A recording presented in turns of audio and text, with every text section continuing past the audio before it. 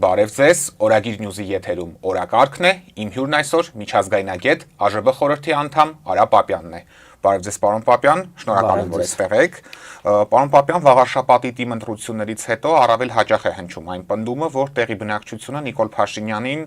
այսպես ասած, մայրաթոռի վրա գրոհելու համար քարտ բլանշ տվեց, Նիկոլ Փաշինյանն ինքն իր հետընտրական առաջին գրառման մեջ նման շեշտադրում արեց։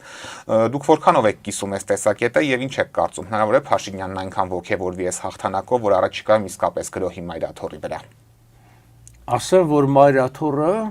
բնավ կապ չունի տեղական ընտրությունների հետ, նա վաղարշապատի կամ Էջմիածնի ինչ որ կառույց չի, հենց մայրաթոռը կոչվում, որովհետև դա ոչ միայն Հայաստանի, այլ ամենայն հայության հոգևոր կենտրոնն է։ Հետևաբար դա ինչ արդյունքել ունենար, կապը գրեթե գոյություն չունի։ Ուրիշ բան, որ Նիկոլ Փաշինյանը փորձում է ամեն ինչ ներկայացնել իր համար ցանկալի լույսի տակ, հիմք օգտագործել եկեղեցու դեմ իր հարձակումները եւ թող որևէ մեկը չփորձի ներկայացնել, որ իբր սա եկեղեցու դեմ չէ, այլ ինչ որ անհատ մարդկանց, որովհետև ակնհայտ է, որովհետև անհատ մարդկանց դեմ պայքարելու ժամանակ բնավ պետք չէ նման աղմուկ անել, կարելի հանգիստ այդ խնդիրները լուծել։ Եվ այստեղ ավելին ասեմ, սա պարզապես եկեղեցու դեմ չէ այս պայքարը, սա պայքար է հայոց պետականության հնարավորությունների դեմ եւ պատահական չի, որ Նիկոլ Փաշինյանը 7 տարի լինելով իշխանության, հիմա է սկսել այս մի կես տարի այս ամբողջ ինչու, որովհետև հատկապես Տրամպի ընտրություններից հետո, երբ որ համաքրիստոնեական համերաշխության գաղափարը սկսեց քաղաքականացվել, այսինքն դա հնարավորության դուռ բացեց մեզ համար, Նիկոլ Փաշինյանը Բաքվի պատվերով ջարդում է այդ հնարավորությունը, որպեսզի Հայաստանը դա չկարողանա օգտագործել իր քաղաքական հզորությունը ամրապնդելու համար։ Իսկ Նիկոլ Փաշինյանը ամեն տեսակի արկածախնդրության էլ կարող է գնալ, մենք տեսել ենք։ Չպետք է բացառենք, այո։ Եկեղեցու դեմ շարունակվող հարձակումների ֆոնին հաճախ է տեսակետ հնչում, որ մեր եկեղեցու վերնախավը եւ անձամբ վեհապար հայրապետը գտնվում են ռուսական ազդեցության ծիրում, ու հենց սրանով են պայմանավորում շատերը այն հանգամանքը, որ արևմուտքը, այդ թվում Թրամփի վարչակազմը, այսպես ասած, աչք են փակում Հայաստանում կատարվողի վրա։ Արդյոք ռուսական ազդեցությամբ է պայմանավորված արևմուտքի, Միացյալ Նահանգների առնվազն այս չեզոք վերաբերմունքը, թե այլ մեզ համար ոչ տեսանելի շարժառիթներ եւս կան այստեղ։ Դե հիմնական աջակցության հիմքը Նիկոլ Փաշինյանի, դա այսպես կոչված, ասում եմ հատուկ շեշտել, այսպես կոչված Նիկոլ Փաշինյանը իբր արևմտամետությունն է։ Նա կարողացել է այս տարիների ընթացքում տարբեր հարցազրույցների ձևով, տարբեր փոքր քայլերով ցույց տալ իբր արևմտամետ է, բայց երբ որ լուրջ վերլուծություն ես կատարում, արդյոք նրա իշխանությունից առաջ Հայաստանը ինչ կառույցների անդամ էր, այդ թվում Ռուսաստանի կողմից վերահսկվող, եւ հիմա ինչ կառույցների անդամ է, փոփոխություն չկա, ավելին, մենք հիմա ինչ որ քայլեր ենք անում Շանհայի այդ համագործակցության անդամակցելու, մեր տնտեսական կախվածությունը Ռուսաստանից ավելի է շատացել եւ ընդհանրապես մարդու իրավունքները Հայաստանում ոտնահարվում են եւ հետընթաց ունենք, դա էլ միանշանակ է։ Արևմուտքը լռում է, որովհետեւ ինքը մտածում է, իսկ արևմուտքի արգ է տարբեր է, որ հաջորդ այն ուժը, որը կարող է գա Հայաստանում իշխանության, այսինքն իր տեսակետից, թեև առկա են տարբեր արևմտամետ ուժեր, թվում նաև ազգանժողովրդական բևեռը, բայց իրենց հաշվարկներով հաջորդ ուժերը ուժեղությամբ դրանք պրոռուսական ուժերն են։ Հետևաբար Նիկոլ Փաշինյանի պաշտոնանկության դեպքում գալու են բացահայտ, այսպես ասած, պրոռուսական ուժերը, իսկ Նիկոլ Փաշինյանը մի փոքր քողարկված է, կարծում եմ սա է բուն պատճառը։ Իսկ արևմուտքում չեն հասկանում, որ Նիկոլ Փաշինյանն իրական արևմտամետ չէ, այդքան հեշտ է արևմտյան երկրներին դերակատարներին խաբելը, ինչը նրան փաստացի հաջողվում է, եթե այդպես առաջնորդվենք։ Փաստացի հաջողվում է, իրենք առաջնորդում են չարյաց փոքրագույնով, իրենք հասկանում են, որ Նիկոլ Փաշինյանը ըստ էության որևէ բան չի անում դեպի արևմուտք, բայց նաև իրենք հասկանում են, որ քանի որ Նիկոլ Փաշինյանը ապիկար է ընդհանրապես եւ որպես կազմակերպիչ, նա չի էլ կարող հարաբերությունները Ռուսաստանի հետ ուժեղացնել։ Օրինակ տեսեք, Նիկոլ Փաշինյանը 7 տարվա մեջ ինչով է աչքի ընկել, ինքը աչքի անգել քանդելով, ավիրելով եւ այլն։ Հիմա ինքը չի տանում Հայաստանը դեպի արևմուտք, բայց քանդում ու ավերում է հարաբերությունները Ռուսաստանի հետ։ Եվ կախվածությունն էլ ավելի է Դե այդ դեպքում ստացվում է, որ գոնե ոնց որ ասած ինչ որ չափով իրանց ձեռ է տալիս, բայց ես սկզբունքորեն դա սխալ եմ համարում, ես ինքս բազմաթիվ անգամներ իմ հանդիպումների ընթացքում նրանց նշել եմ, որ այս ձեր քաղաքականությունը աչք փակելու ձեր իսկ սկզբունքների առջև շատ ծանր հետևանքներ է ունենալու ձեր քաղաքականության համար, որովհետև սա հիասթափություն առաջացնում ժողովրդի մեջ, որովհետև ժողովուրդը տեսնում է, հասկանում է, բոլորիս համար պարզ է, չէ, եթե որևէ այլ իշխանություն այս քաղաքականությունը, այս ներքին քաղաքականությունը դեռ նկատի ունեմ, մարդու իրավունքների առջև նկատի ունեմ, իրականացնել, անպայմանորեն խիստ քննադատության կենթարկվեր, բայց դուք աչք եք փակում, ինչա Նիկոլ Փաշինյանը ձեզ խոստանում է, որ իբրև թե Ռուսաստանի դիրքերը կթուլացնի, բայց Ռուսաստանի դիրքերը հարավային Կովկասով հենց Նիկոլ Փաշինյան քաղաքականության հետևանքով ուժեղանում է, որտեղ առաջինը վարկաբեկվում է արևմուտքը, որտեղ որևէ քայլ հնարավորություն քայլի չի տրվում արևմուտքին, եւ երկրորդը ընդհանրապես Հայաստանը թուլացնելով բնականաբար կախվածությունը շատանում է դրսից։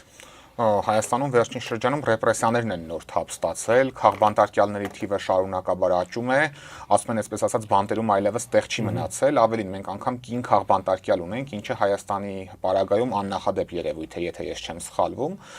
Այս ռեպրեսիաները եւս ձեր նշած հանգամանքներով պայմանավորված արևմուտքի կողմից բավարար կոշտ գնահատականի չեն արժանանում, այսպես շարունակում են աչք փակել։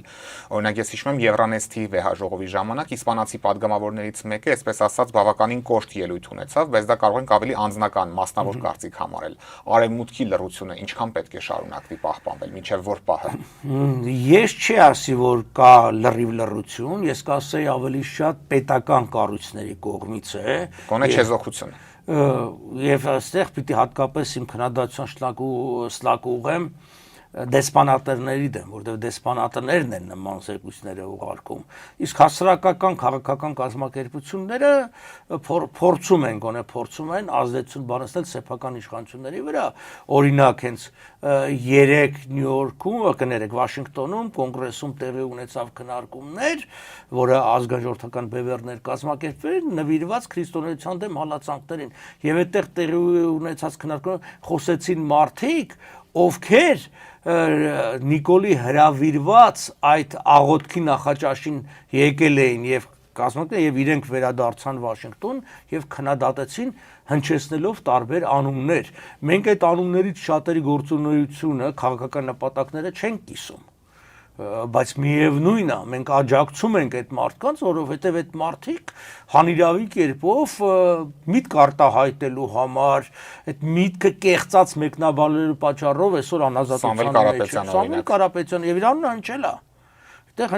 հնչել է այս վերջի երկու լրագրողների անունն է հնչել, Նարեկ եւ Վազգեն կարծեմ, իրենց անուններն անչե, էլ եմ ասում, չկիսելով շատ մոտեցում էր շատերի։ Երևույթը դատապարտում եք։ Իհարկե դատապարտում ենք եւ ամեն ինչ անում ենք, որ այդ Վաշինգտոնը հասկանա, որովհետեւ գիտեք ինչա, մենք մեր երկրի ապագան ուզում ենք տեսնենք լուսավոր, հզոր բան, եւ եթե մարդիկ հանիրավի կերպով հալածվում են, չի կարող երկիրը լինել ուժեղ։ Մենք տեսել ենք, այսօր էլ երբ որ դուք նայում եք աշխարհին, որ երկրներն են տնտեսապես զարգացած, ժողովուրդները երջանիկ են, ժողովրդավար երկրներ այդ խոսքի իրավունք հարգողները, իսկ հակառակը մենք տնտեսապես այդ հետընթացը ենք տեսնում շատ երկրներում։ Հետևաբար արևմուտքին այս ճշմարտությունը պիտի ասեմ, մի քիչ անհասկանալի է, ես պարզ ասեմ ձեզ, որովհետև որ խոսում ես մարդկանց հետ անձնական խոսակցությունների ժամանակ, իրենք լավ հասկանում են, քննադատում են բան, բայց երբ որ գալիս արդեն պետական քաղաքականությունը, զգում ես, որ բանա վերաբերմունքը շատ կողմնակալ է։ Նիկոլ Փաշինյանը շարունակում է բավարարել բոլորին, այսպես ասենք։ Դե Նիկոլ Փաշինյանն էլ պատահական չի, էլ օրինակ ինքը նույն Միացյալ Նահանգներում վարձել է այդ Մերկուրի լոբիստական ընկերությունը մեր հաշվին, բյուջե հաշվին $600,000 տարեկան փող ավճարում, որպեսզի իր լոբինգը անեն, ներկայացնեն լավ լույսի ներքո եւ այլն։ Նույն ձևի ինքը տարբեր այսպես համաժողովներ հրավիրում, էլի մեր հաշվին եւ իբր ներկայացնում է, չգիտեմ, ամեն ինչ լավ է։ Հետո գիտեք ինչ է, ես կյանքում շատ մարդկանց հետ եմ շփվել, բնականաբար արդեն բավականին տարիքով մարդ եմ եւ տեսել եմ մարդիկ, որոնք սուտ են խոսում, բայց Նիկոլ Փաշինյանի նման սուտասան ես կյանքում չեմ տեսել։ Իմ մանկությունից մինչև այսօր, որ մարդը առանց աչք թարթելու խոսում է բեմից պաշտոնապես, ասում է լրիվ հակառակ բաներ, ինչ որ տեղի է ունենում, այսինքն ինքն իրեն է հետքում շատ հաճախ։ Բայց ինքը առանց ամոթի զգացողության, ինքը կարողանում է բեմից ասելու բաներ, որը ցանկալի է, հաճելի է այդ լսողների ականջներին, մյուս կողմից ինքը լավ է հասկանում, որ մեծ մասամ քաղաքական գործիչները չեն խորանալու եւ այդ վերնագրերն են վերցնելու։ Մի ցնցող հայտարարություն, հիշում եք, ասում էր Հայաստանը ժողովրդավարության բաստիոն է, հիմա էլ էս հավաքել էր էս բանի ժամանակ, ուրեմն բանտում են գտնվում 3-11 թեմական առաջնորդներից 3-ը, բայց ինքը ասենք կանչում է ու սկսում է խոսալ ինչ-որ քրիստոնեական արժեքների մասին, իբր կամ հիմա մեր ամենացածր խոցելի վիճակում է մեր պետականությունը, կանգնում հայկարարում է ոչ միայն այս վերջը, այլ մեր ընդհանրապես համարյասի գոյության ընթացքում Հայաստանի ինքնիշխանությունը այսքան հզոր չեղը։ Ասում եք թե 2018-ին մենք չգայինք իշխանության, այսօր Հայաստանի Հանրապետությունը չէր լինի։ Ուրեմն Հայաստանում անգամ ներքին քաղաքականությունը շատ բանով պայմանավորված է Բաքվի հրահանգներին, այդպես թեկուզ եւ այսպես կոչ Զանգեզուրի միջանցքը։ Բաս մեկ չէինք տալու, բա ինչ եք տալիս, որտեվ իրանց հրահանգն է, այդ տարածքները, անկլավները բացառում եք, այդ կարելի է նայել, էլի այսօրվա տեխնիկական հնարավորությունները, այդ հնարավորություն տալ են, այդ առումով լավ է, նայել թե մարդը մի քանի տարի առաջ ինչ էր ասում, այդ 17-18 կետը, որ իբր խաղաղության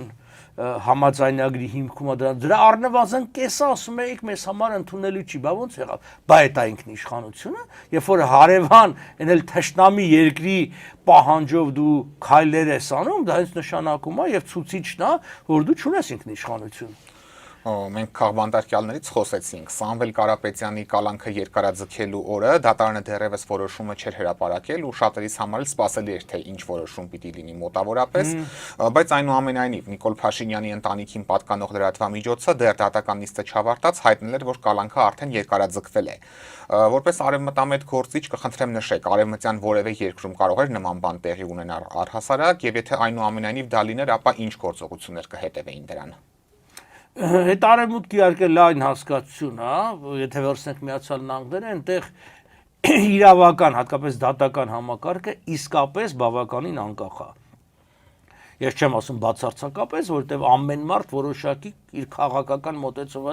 ունի, բայց առավելագույնս, օրինակ մենք տեսնում ենք, չէ, որ ասենք նույն Թրամփը ինչ որ որոշումներ է կայացնում, բայց դատարանը կասեցնում այդ որոշումները եւ հակառակը։ Դա նշանակում է, որ այդ անկախությունը կա։ Չէ, եթե նման բան լիներ, իհարկե անպայմանորեն մեծ աղմուկ կլներ։ Ես հիշեցնեմ ցես ավելի փոքր բաների պատճառով այն հայտնի Watergate բան, ասենք որ դու հակառակորդի ընտրարշավի ընթացքում լսել ես, նրանց դրա համար նախագահներ են հրաժարական տվել։ Հիմա մեր մոտ բացահայտվում է, որ տարիներ առաջ 21 թվականին մարդկանց լսել են, ում դեմ քրեական գործեր հարուցած չի եղել, այդ լսածները օգտագործում են ինչ որտեղ էլ ոնց ասած կեղծելով, որտեվ ամբողջական չի ներկայացվում, եւ որևէ մեկը հարց չի տալիս, ինչ իրավունքով եք այդ գաղտնալսումներն իրականացրել։ Այսօր բոլորս վարժվել ենք նրան, որ իշխանությունը օգտագործելով մեր իսկ փողերը, բոլորիս կարող է հանգիստ գաղտնալսի, այդ գաղտնալսածը օգտագործի, հա, դարելավ բան, չէ, արևմուտքի համար դա հաստատ ցնցող կլներ եւ բազմաթիվ նման օրինակներ կա, բազմաթիվ նման անգամ դա հանգեցնում է միջպետական սկանդալների, մենք տեսել ենք, երբ որ օրինակի համար բացահայտվեց, որ Միացյալ Նահանգները լսում են եվրոպացի պաշտոնյաներին, անգամ այդ պարագային, այսինքն միջպետականի վրա, իսկ ներպետականը դա հանգեցնում է առնվազն հրաժարականների մի քանի հոգու, չեմ ասում, շատերը նաև ձերբակալում են։ Իրավական գործընթաց է տեղի ունենում։ Պարոն Պապյան, ԱՄՆ կառավարությունը օրերս հավանություն տվեց NVIDIA-ի չիպերը Հայաստան արտահանելու որոշմանը, որը մեկնաբանվում է որպես քաղաքական լուրջ ազդակ։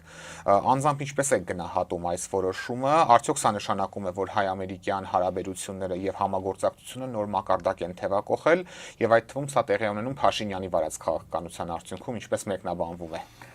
Ողջունում եմ այս քայլը, ինքս սրա մասին տեղյակ եմ եղել ամիսների վեր, ինքս առնվազն 2 կարևոր հանդիպում եւ նաեւ Հանրաժողովրդական բևեռ խորհրդի անդամները ունեցել են այս հարցի շուրջ, ողջունել է,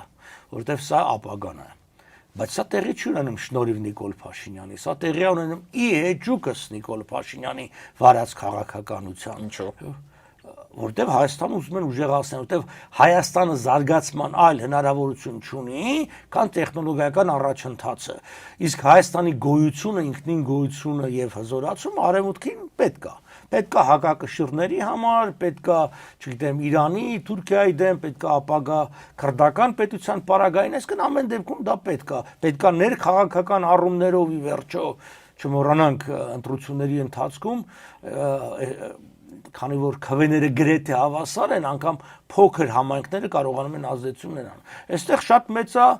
Ռև Լեպարիտյանի դերակատարությունը, Nvidia-ի փոխտնօրենի, այսինքն հենց այդ ստրատեգիական զարգացան ինքը չլներ, 10 հատ Նիկոլ ընդելներ ոչ բան չլներ, թողել Նիկոլը բան չդնեն։ Սա ուղղակի խնդիրն է, որ Նիկոլ Փաշինյանը անգամ մի հատ կամրջի նորոգումն է իրան վերագրում, չէ՞ մենք տեսնում ենք։ Այսինքն բաներ է տեղի ունենում, որ պետությունը որևէ դեր չունի, մի բան էլ խանգարել է, ասում են մենք հատկապես ընտրություններից առաջ Միացյալ Նահանգների շահերից է բխում Հարավային Կովկասում հավասարակրթության պահպանումը, որտեղ կայունությունը ցեռ է տալիս։ Տնտեսապես հզոր երկրի համար կայունությունը լավ է, որտեղ այդ հավասարության կանոնության դեպքում ինքը տնտեսությամբ կարողանում է գրավի։ Օրինակ Ռուսաստանը, որը ռազմականապես ուժեղ երկիր է, այն էլ պարզվեց ոչ այդքան, բայց ամեն դեպքում, այսպես ենք, ռազմականապես ավելի ուժեղ է, քան տնտեսապես, Ռուսաստանը խնդիրը լուծում է ռազմականապես։ Միացյալ Նահանգները, քանի որ կարող են տնտեսապես լուծել, իրանք ուզում են կայունություն լինի եւ փափուկ ուժի միջոցով մշակույթի, երաժշտություն, չգիտեմ, այսօր Հոլիվուդի դերը վերջի 30, 40, 50 տարում պակաս չի եղել իր ազդեցությունը տարածելու, քան ասենք ռազմական ուժը։ Այստեղ Նիկոլ Փաշինյանը որևէ դերակատարություն դրական առումով չունի։ Մյուս կողմից նաև տեսակետներ են հնչում, որ Ռուսաստանը միտումնավոր թույլ է տալիս, որ Հայաստանը Միացյալ Նահանգներից իր կախվածությունը մեծացնի, որպեսզի հետագայում իր համար առավել նպաստավոր իրավիճակում, օրինակ Ուկրաինայի հարցը իր տեսանկյունից բարեհաջող լուծելուց հետո մեծացնի ճնշումը մեր երկրում եւ առավել կոշտ քայլերի դիմի, օրինակ նույն նյութենական պետության մասով են նշում, որքանով եք համամիտ այս պնդումների հետ, կարող է առհասարակ նման բան տեղի ունենալ։ Եթե Ռուսաստանը հնարավորություն ունենա կոշտ միջոցներով խնդիրը լուծելու, ինքը փորձ անելու է, բայց դա կապ չունի Nvidia-ի ներդրումների հետ, այսինքն դա չի, որի պատճառով պիտի անի։ Ենթադրենք չկա Nvidia-ն։ Չէ, բայց ենթադրենք չկա եւ այլն։ Ինքը մի պատճառ կգտնի, օրինակ կասի այն օրը այդտեղ մի հատ Արա Պապյան ունեիք, ինչ որ մի բան հայտարարեց, այսին ժվատ բան է, բան ես զորք եմ մտցնում խնդիրներ լուծել։ Դա պատճառ միշտ կարելի է գտնել, ճիշտ պատրվակ անգամ պատճառել չէ։ Պատճառել չէ։ Ուղղակի Ռուսաստանը այսօր չի կարող կանխել։ Այդպես չի, որ Ռուսաստանը համաձայնա շատ տարբեր երկրներում այդ փոփոխություններն ունի, ինքը կարողություն չունի, ինքը չի կարող միաժամանակ երկու ուղղությամբ ասենք լուրջ հակամարտության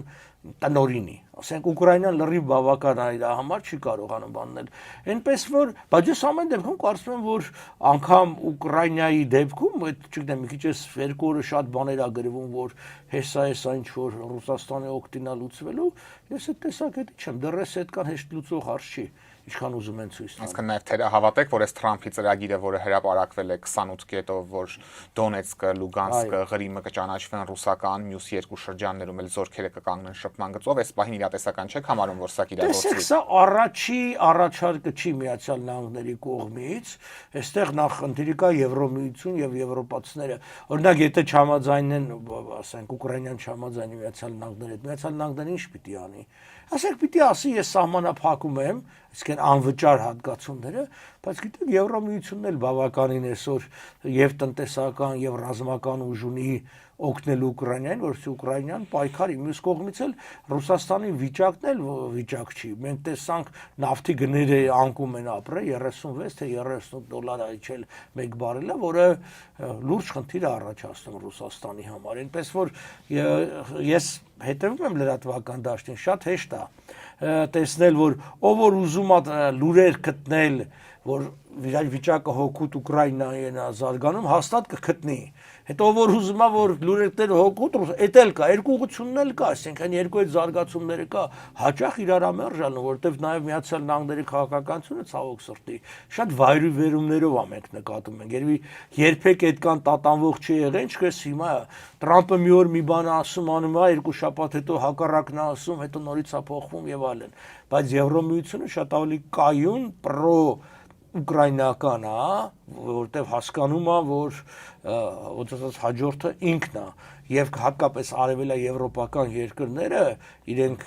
կանգնած են միանշանակորեն Ուկրաինայի կողքին։ Ու շարունակում եք դեռ կարծել, որ Ուկրաինան այս պատերազմում հաղթելու հնարավորություն ունի, այդ հաղթանակը ինչ ձևով կարող է լինել, այդ երկրի ամբողջ տարածքի վերականգնմամբ, թե այլ տարբերակով։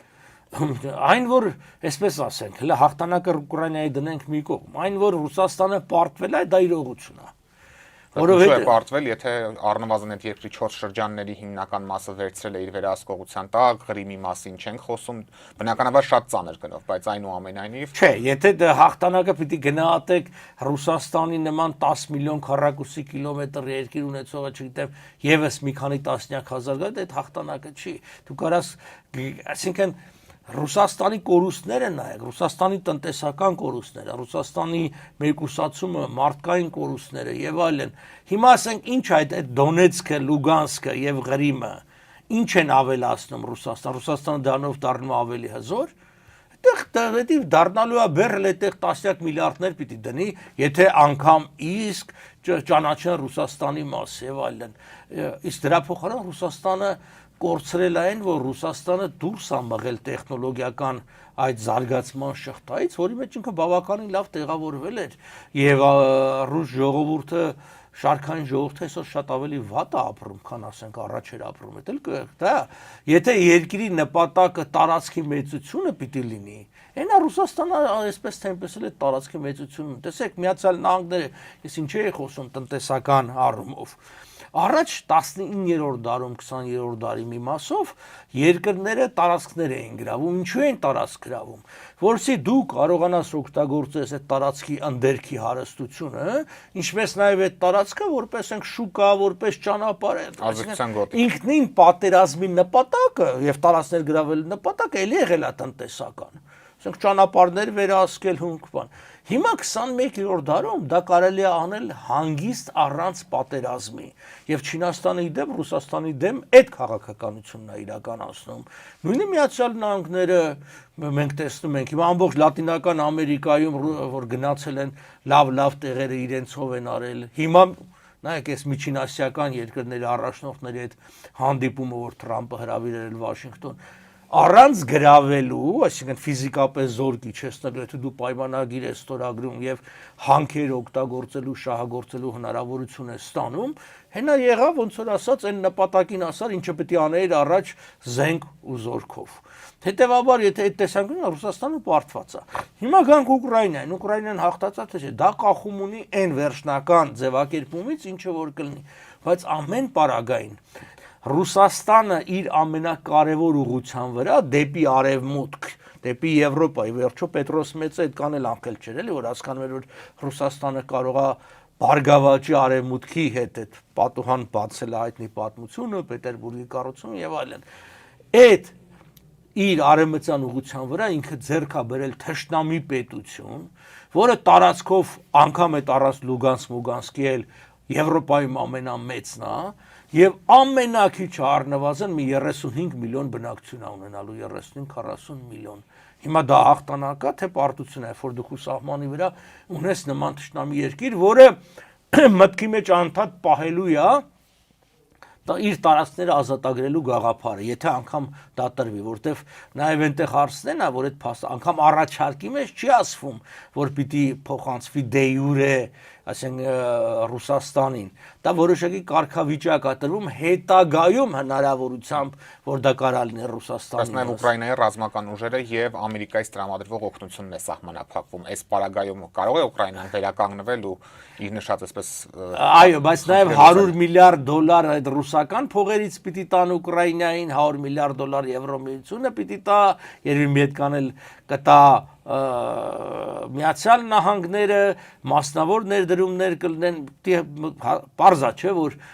այն ռազմական արտոնաբերությունը, որը այսօր Ուկրաինայում զարգանում է, իսկ ես մի քանի ամիս առաջ Լեհաստանում մասնակցում էի Կելչե տարգի կոչվող Եվրոպա ամենամեծ զենքի վաճառքի ցուցահանդեսին եւ պիտի ասեմ, որ այնտեղ ամենաշատը ներկայացված էին ուկրաինական ընկերությունները, ու դա Լեհաստանում է տեղի ունեցավ, կամ իրենք էին վաճառող, կամ իրենք էին գնորդը, այսինքն Ուկրաինան այդ գծի վրա դեռ անկախ նրանից ինչ կստորագրի թե չէ, շարունակելու է ռազմականը զարգացնել, իսկ ունենալով ոնց որ ասած այդ ռազմական այսօր բավականին լավ արդյունքները ռազմատեխնիկական ճիշտ ֆլամինգո եւ մյուսները սա կլինի ավելի շատ զինադադար, քան խաղաղություն։ Եվ պարոն Պապյան, ուզում եմ անդրադառնանք նաև հայ-ադրբեջանական կարգավորման հնարավոր գործընթացին։ Գիտեք, ադրբեջանական կողմը վերջին շրջանում իր հռետորաբանությունը բավականին կոշտացրել է, կրկին խոսում է այսպես կոչված Զանգեզուրի միջանցքի անկլավների մասին, սակայն մյուս կողմից էլ տեսնում ենք, որ Ալիևը նաև որոշակի ռևերանսներ է անում, օրինակ Ցորենի մատակարարման արգելքի վերացումը եւ այսպես շարունակ։ Ինչով է այս ամեն ինչը պայմանավորում եւ արդյոք օրինակ մենք դեպի ընտրություններ որքան մոտենանք, մենք կտեսնենք ել ավելի նմանատիպ քայլեր, որոնք կնպաստեն Փաշինյանի իշխանության վերարտադրմանը։ Դուք ձեր հարցի մեջ արդեն պատասխանը տվեցիք։ Այսպես կոչված ռևերանսները պայմանավորված են առաջիկա ընտրություններով։ Այսինքն Ալիևը հնարավորություն է տալիս Փաշինյանին, որ ինքը ժողովրդի վրա ծախի այսպես կոչված խաղաղության գաղափարել եմ ասում, այսպես կոչված այդ խաղաղությունը չի լինելու, այս ձևով չի լինելու։ Խաղաղությունը պիտի վերականգնես ռազմական հավասարակշռությունը։ Հիմա Ալիևին պետքա որ Նիկոլ Փաշինյանը մնա։ Պիտի ցույց տան, որ տեսեք ինչ որ բաներ կա։ Ես անգամ չեմ բացառում, որ կարող է ընտրություններից առաջ մի քանի ռազմագերի բաց թողի Ալիևը։ Իհարկե ոչ ռազմաքաղաքական ղեկավարությանը, այլ այն երիտասարդներին բան, որոնք ընդհանրապես բոլորն են անօրինական իհարկե բանտում գտնվում, բայց սրանք անհետեցություն են, ասում ես քաղաքացիական անձին կան եւ այլն։ Հա, դա անելու է, դա իրան ձեռ է տալիս։ Ինչ վերաբերում է Ցորենի, գիտեք, մի քիչ շատ ուռճացվեց այս բանը։ Նայեք, Ցորեն Ադրբեջանից Հայաստան Ցորեն չի մտել։ Ցորենը գնացել է Վրաստան, Վրաստանից եկել է Հայաստան։ Վրաստանն է Ռուսաստան։ Ասած սենա, որ Վրաստանի վրայով մշտապես Հայաստան մտել է եւ թուրքական, եւ ադրբեջանական, եւ միջինասիական տարբեր ապրանքներ, միշտ է մտել։ Ուղղակի այն ժամանակ փաստաթուղթը ձևակերպվում էր դեպի վրացական մի ընկերություն, որը հետո վերաձևակերպում է ռեէքսպորտեր անում Հայաստան։ Հիմա հայ-թուրքական սահմանը փակ է, չէ՞։ Բա մենք տարեկան 300-350 միլիոն դոլարի առևտուր ունենք, իրանք ո՞նց են մեզ վաճառում։ Չունենք դիվանագիտական հարաբերություն, հենց այդ ձևով արտանում են Վրաստան, Վրաստանը ռեէքսպորտ անում Հայաստան։ Հետևաբար ներկայացնել թե ինչ որ 1000 տոննա անասնակերեն բերե դրանով Հայաստանի ինչ որ մի բան պիտի փոխվի։ Սա մեկնաբանում են որպես հաստատված խաղաղության վկայություն։ Ոչ մի վկայություն էլ չկա, որովհետև որևէ փաստաթուղթ չկա դրա տակ դրված, այսինքն ոչ միայն բանի Բեռնա փոխադրման համահանք անգամ որևէ փաստաթուղթ չկա, օրինակի համար գիտեք, երբ որ բոլշևիկյան հեղաշրջումը եղավ Ռուսաստանում, այդ ռեժիմը 1924-ին միայն սկսեց ճանաչվել, բայց արդեն 18 թվականին շատ երկրներ պայմանագրեր ստորագրեցին բոլշևիկների հետ, օրինակ այդ նույն երկաթուղիների օգտագործման մասին, ժամանակ փոստ հեռագրատների ձև բաներ, որտեղ դա անհրաժեշտություն է եւ դա չէր ներկայացվում անգամ բոլշևիկների կողմից, որ տեսեք, այսինչ մեր ձեռքբերումը մեզ ճանաչում են որպես չէ, որտեղ չկար քաղաքականություն։ Հիմա այս ամբողջը ներկայացվում է, որով ես կասեի անգամ սա մեջ բլիկը բացասական բաներ կա, որովհետև ստացվում է, որ մենք արևմուտքին ասում ենք, որ գիտեք ինչ կա, մենք ունենք որոշակի ինչ-որ սկզբունքներ, պահանջներ, բան, բայց հանուն առևտրի պատրաստ ենք ամեն ինչ զիջել եւ մյուս կողմից էլ մենք վտանգում են արդեն գոյություն ունեցող որոշակի տնտեսական ոնց ասած մատակարարների հետ մեր աշխատանքը։ Եվ պարոն Պապյան, քանի որ Նիկոլ Փաշինյանի վերընտրությունից խոսեցինք 26 թվականի ընտրությունների համատեքստում, ձեր գնահատմամբ ինչ է Հայաստանին սպասվում, եթե Փաշինյանին այնուամենայնիվ հաջողվի պահպանել իր իշխանությունը նույն զիջումների, Ադրբեջանի, Թուրքիայի հետ հարաբերությունների համատեքստում։ Հայաստանը կդառնա, եթե Նիկոլ Փաշինյանը իհարկե վերընտրվի, ես հույս ունեմ եւ ամեն ինչ պիտի անեմ, որ չվերընտրի եւ կոչ եմ անում ժողովրդին, չընտրել, չվերընտրել, Հայաստանը կդառնա ռուսականից կդառնա թուրքական։ Մենք մշտապես ինչ ենք արևմուտքի հետ խոսում, որտեղ հասկանում ենք եւ ասել ենք Ռուսաստանը գնում է,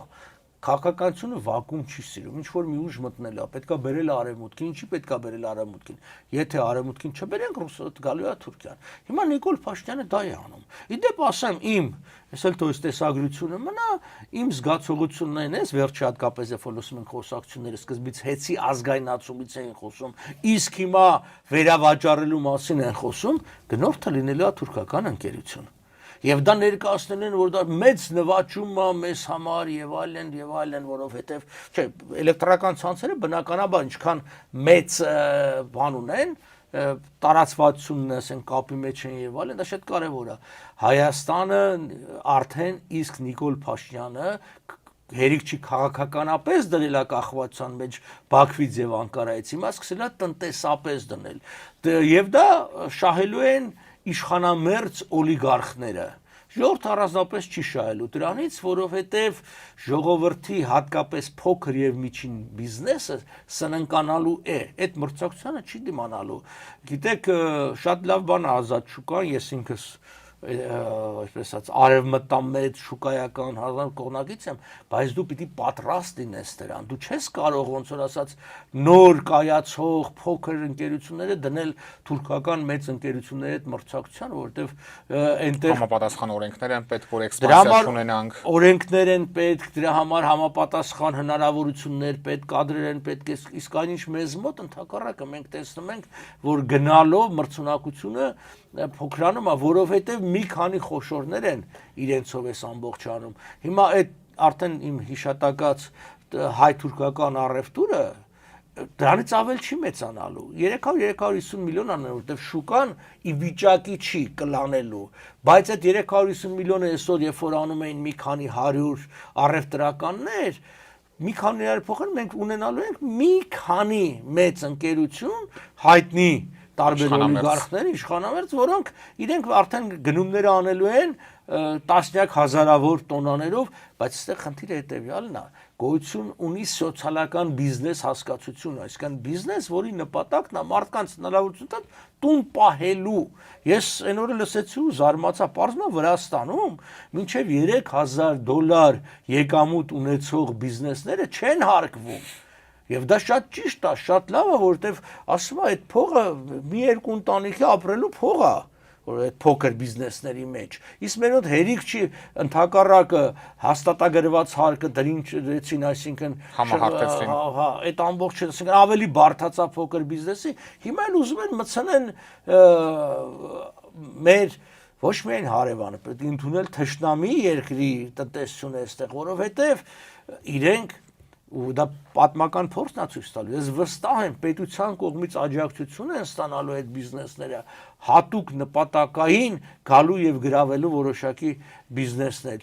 որը միգուցե մի փուլ կարող է որոշակի աշխուժություն բերի, բայց դա լծակ ալնելու հետո ցանկացած ժամանակ դա սպառնալու են, ինչպես որ ռուսներն են սպառնում պարբերաբար, որ գազը կկտրենք։ Ինչպես օրինակ Արցախում անում էին ադրբեջանցիները, գազը փակում էին։ Ահա, հիմա նույնը լինելու է, այսինքն Թուրքիայի պարագային, այսինքն Հայաստանը հայտնվել է ադրբեջանա-թուրքական ակցիանի մեջ, այդ թվում նաև տնտեսական, դա հիմա ռազմական է, հայտնվել է նաև տնտեսական ակցիա։ Ռուսական ազդեցությունը փոխարինում ենք թուրք-ադրբեջանական։ Իրենք են փոխարինում, մենք չենք փոխարինում, մենք ընդհանրապես կողմնակից ենք, եթե մենք խոսում ենք ընդհանրապես կողմնորոշման մասին,